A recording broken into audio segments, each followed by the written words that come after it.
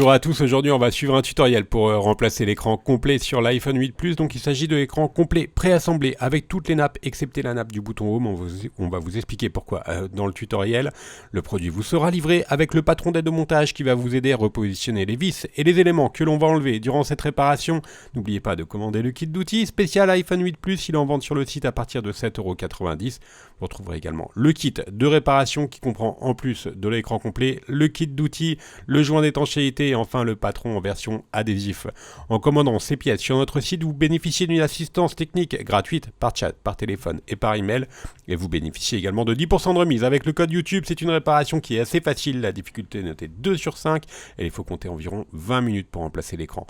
Si vous n'êtes pas sûr d'avoir un iPhone 8 Plus, il suffit de vous rendre dans les réglages et vérifier que votre numéro de modèle correspond bien à 1864 ou à 1897. Avant toute chose, pensez surtout à éteindre votre téléphone avant de commencer la réparation. Et pour la réparation, on va bien sûr ouvrir l'iPhone 8 Plus. On enlève les deux vis Pentalobe qui sont à droite et à gauche du connecteur de charge. Elles sont notées A1 et A2. Pensez surtout à bien repositionner les vis à chaque fois sur le patron d'aide au montage qui a été livré avec votre commande. Si jamais votre écran est cassé, il faudra appliquer également le sticker adhésif qui vous a été livré gratuitement avec l'écran.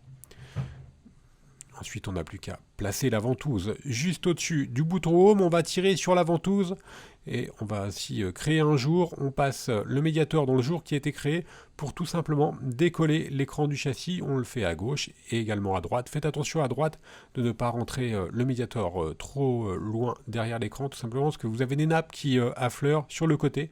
Donc, ferez attention aux nappes et ensuite on relève le médiateur jusqu'à la partie haute, on va faire de même sur le bas, et ensuite on va pouvoir tout simplement ouvrir l'iPhone comme un livre.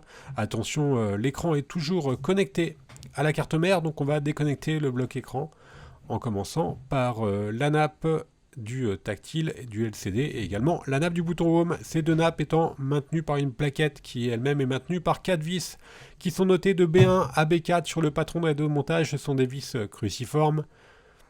Donc on enlève les 4 vis, pensez bien à les repositionner également sur le patron d'aide au montage, car chaque vis est différente. Et celle-ci, il ne faut surtout pas les intervertir, parce que juste derrière, il y a la carte mère. On retire la plaquette qui est notée dièse 1, et ensuite, avec le levier en nylon, on va déconnecter les deux nappes de l'écran. On va s'intéresser maintenant à la partie haute, à la nappe de la caméra avant, qui est maintenue par une plaquette et fixée par les vis qui sont notées C1 et C2, ce sont des vis Triwing.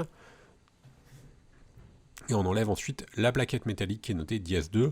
Et on va bien sûr déconnecter la nappe de la caméra avant, donc la FaceTime. Maintenant, on va s'intéresser uniquement à la partie écran.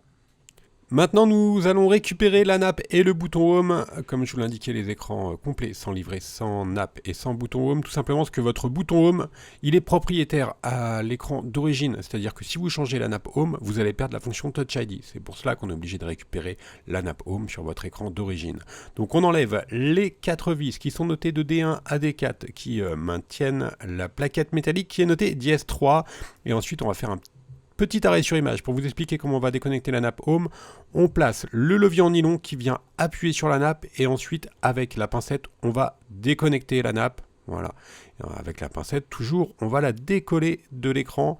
Alors faites bien attention à ne pas abîmer la nappe Home car elle est propriétaire à votre iPhone et on n'a plus qu'à retirer la nappe Home qui est notée dièse 4.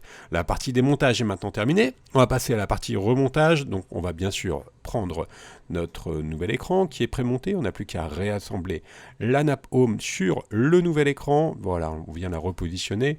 On la recolle sur l'écran et ensuite on vient reconnecter la nappe. Alors là on le fait avec la pincette, vous pouvez le faire avec le doigt. C'est un petit peu plus facile.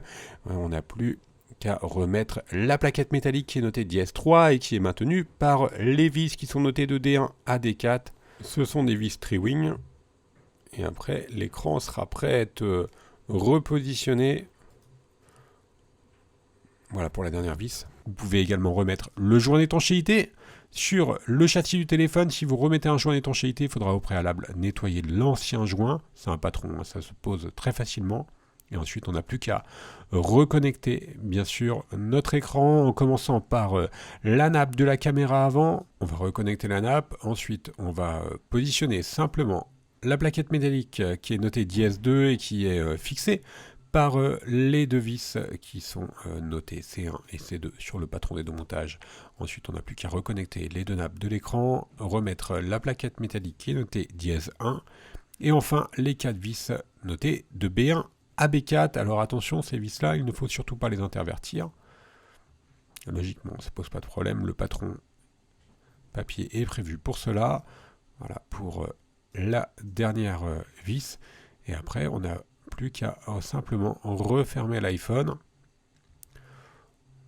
Voilà, on le positionne comme ceci. Et après, on va faire un appui sur tout le côté, sur tout le contour de l'iPhone. Il ne reste plus qu'à remettre les deux vis Pentalobe qui sont notées A1 et A2.